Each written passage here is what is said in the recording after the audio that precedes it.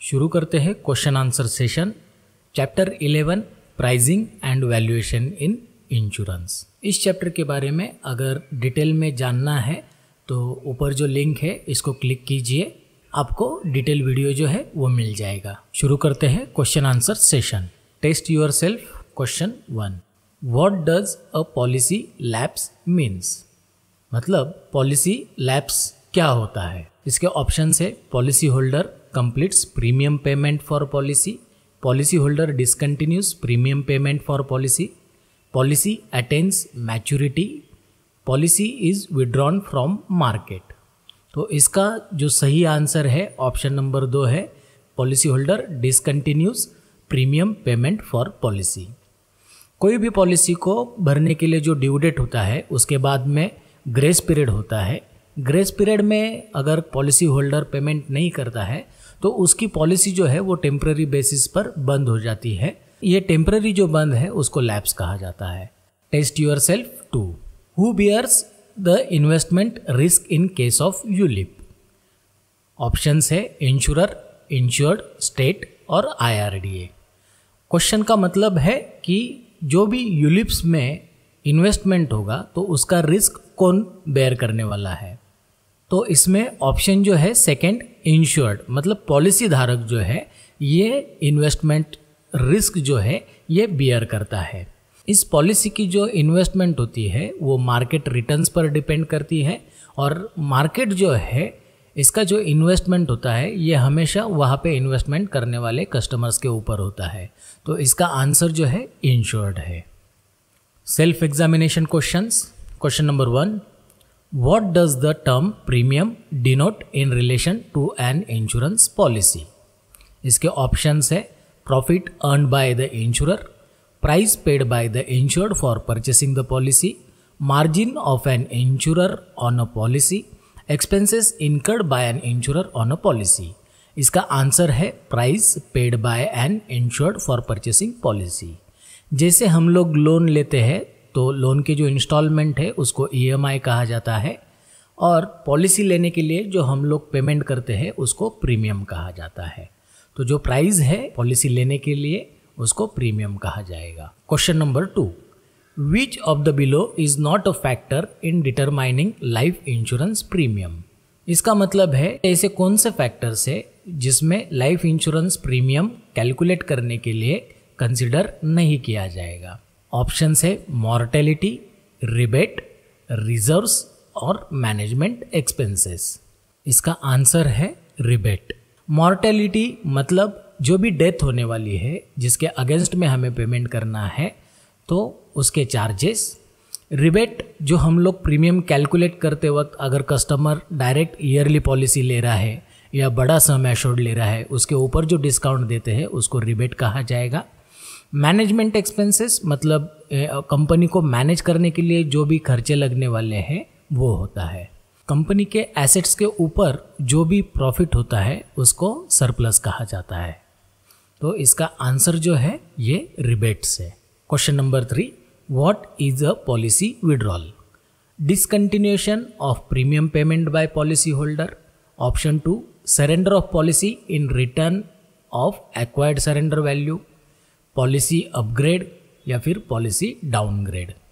Withdrawal करना मतलब निकालना। तो discontinuous of premium payment by policy holder मतलब प्रीमियम अगर हम लोग स्टॉप करते हैं तो ज़रूरी नहीं है कि उसमें हम लोग पैसे विड्रॉल भी कर रहे हैं, तो ये आंसर नहीं है। Surrender of policy in return for acquired surrender value, ये इसका आंसर है क्योंकि इसमें से हम लोग जो पैसे है जो भी सरेंडर वैल्यू हमारी पॉलिसी को मिल चुका है वो अमाउंट हम लोग एनकैश करते हैं। पॉलिसी अपग्रेड मतलब पॉलिसी अपग्रेड कराना, पॉलिसी डाउनग्रेड मतलब पॉलिसी जो है वो डिग्रेड करना। तो ये बाकी 3 ऑप्शन नहीं है, इसका आंसर है surrender of policy in return for acquired surrender value. Question number 4, which of the below is one of the best defining surplus? Surplus को डिफाइन करने के लिए इनमें से कौन सा ऑप्शन उचित है? Excessive liabilities, excessive turnover, excess value of liabilities over assets, excess value of assets over liability। Company पे डेप्ट होना, लोन होना, देना बाकी है उसको एक्सेसिव लायबिलिटीज़ कहेंगे। एक्सेसिव टर्नओवर मतलब जो भी कंपनी का जो पूरे साल भर का जो भी इनकम है या फिर जो भी एक्सपेंसेस है उसका टर्नओवर ये कहलाएगा।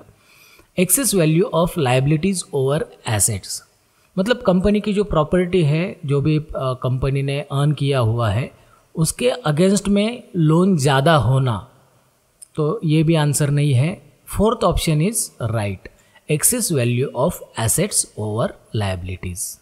तो ये जो एक्सेस अमाउंट है एसेट्स का, अब जैसे कोई कंपनी का लोन है 5 लाख करोड़ और उसकी प्रॉपर्टी है 5 लाख करोड़, तो ये जो है ये इक्वल हो गया। 5 लाख करोड़ जो प्रॉपर्टी है उसके ऊपर जो भी 1 लाख करोड़ रहेगा, 1000 करोड़ रहेगा, तो ये जो ऊपर का जो अमाउंट है इसको हम लोग सरप्लस कहेंगे। तो इसका आंसर फोर्थ है। Question number 5, which of the below is not component of ULIP premium. ULIP के प्रीमियम में कौन से कंपोनेंट नहीं है। पॉलिसी एलोकेशन चार्ज, ये ऐसा चार्ज होता है तो जिसमें से एजेंट का कमीशन वगैरह दिया जाता है। मॉर्टेलिटी चार्ज मतलब पॉलिसी होल्डर की डेथ होने पर जो रिस्क अमाउंट हम लोग उसको देने वाले हैं उसके अगेंस्ट में जो कंट्रीब्यूशन अमाउंट होता है वो मॉर्टेलिटी चार्ज कहा जाएगा।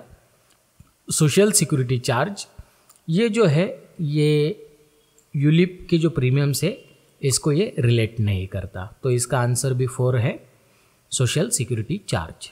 Question number 6, life insurance companies में offer rebate to the buyer on the premium that is payable on the basis of. मतलब लाइफ इंश्योरेंस कंपनी कुछ डिस्काउंट कस्टमर को ऑफर कर सकती है। Sum assured chosen by the buyer, type of policy chosen by the buyer, term of the plan chosen by the buyer, mode of payment cash cheque chosen by the buyer. Sum assured rebate का example दूंगा। अगर कोई customer को 5 लाख की policy के लिए 25,000 रुपये premium आता है और वो चाहता है कि मैं 10 लाख की पॉलिसी करूं, तो प्रोपोर्शनेटली अगर हम लोग देखेंगे तो उसको 50,000 रुपीज़ प्रीमियम जो है वो चार्ज होना चाहिए।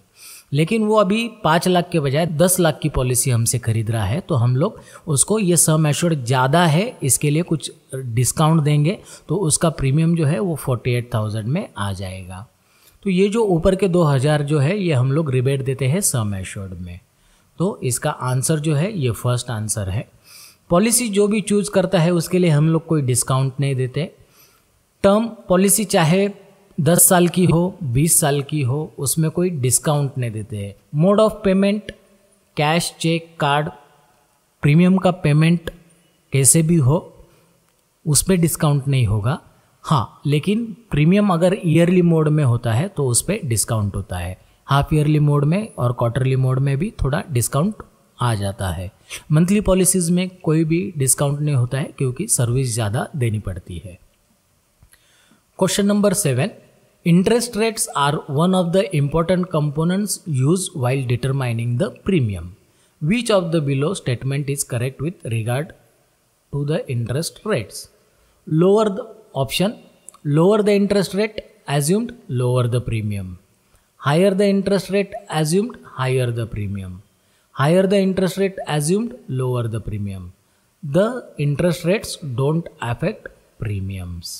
इसका आंसर है higher the interest rate assumed lower the premium। मतलब अगर हमें पता है कि जहाँ पे भी हम लोग इन्वेस्टमेंट करने वाले हैं वहाँ से हमें ज़्यादा रेट ऑफ इंटरेस्ट आने की संभावना है, तो हम लोग पहले से ही कस्टमर को थोड़ा सा डिस्काउंट दे सकते हैं। हमारी जो कॉस्ट है वो कम होने वाली है, उस वजह से हम लोग कस्टमर को ये प्रीमियम जो है वो कम चार्ज कर सकते हैं। Question number 8, which of the below statement is correct. Business train is the difficulty face by companies in securing new business. Business train arises at the end of policy term. Business strain arises because of excess premium. Business strain arises because of excess expenses at the new business stages.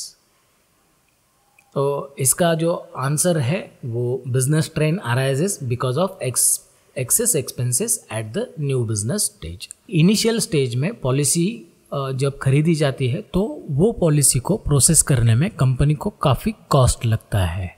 Agent का commission, फिर अगर policy को medical करवाना है तो medical examiners का fees, man power है, फिर समय लगता है। तो इसकी वजह से जो कॉस्ट है वो बढ़ जाती है और इसमें कहा जाता है, इसको इनडायरेक्टली हम लोग कह सकते हैं कि लायबिलिटीज जो है वो काफ़ी बढ़ चुकी है, जिसी को स्ट्रेन कहा जाता है। Question 9, with regards to valuation of assets by insurance company dash is the value at which the life insurer has purchase or acquired it asset. इसका आंसर है book value. Question number 10, in case of dash a company expresses the bonus as a percentage of basic benefit and already attached bonuses। मतलब ऐसा कौन सा bonus है जिसमें company ने जो ऑलरेडी बोनस दिया हुआ है और जो भी बेसिक बेनिफिट है उसके ऊपर वापस से एडिशनल बोनस दे रही है। तो इसका आंसर जो है ये कंपाउंड बोनस रहेगा। रिवर्सनरी बोनस जो है ये हर साल सिंपल इंटरेस्ट की तरह मिलने वाला बेनिफिट होता है। हर साल जो भी कंपनी को प्रॉफिट होगा उसमें से जो भी पॉलिसी होल्डर को शेयर आएगा वो रिवर्सनरी बोनस कहलाएगा, सिंपल रिवर्सनरी बोनस। कंपाउंड में जो बोनस ऑलरेडी दिया हुआ है, अटैच बोनसेस क्वेश्चन में आया हुआ है, तो जो बोनस ऑलरेडी दिया हुआ है उसके ऊपर वापस से कुछ बोनस हम लोग ऐड करके देते हैं, वो कंपाउंडेड बोनस होता है। टर्मिनल बोनस मतलब जो पॉलिसी टर्म के ऊपर डिपेंड करता है, जितना ज़्यादा पॉलिसी का टर्म है उतना ज़्यादा ये बोनस आता है और ये साल भर में एक ही बार पॉलिसी की टर्म में एक ही बार दिया जाने वाला बोनस होता है। तो इसका जो आंसर है बोनस के ऊपर और जो बेसिक बेनिफिट है उसके ऊपर कुछ एडिशनल परसेंटेज दे रहे हैं, मतलब कंपाउंड बोनस इसका आंसर है। मिलते हैं नेक्स्ट चैप्टर में।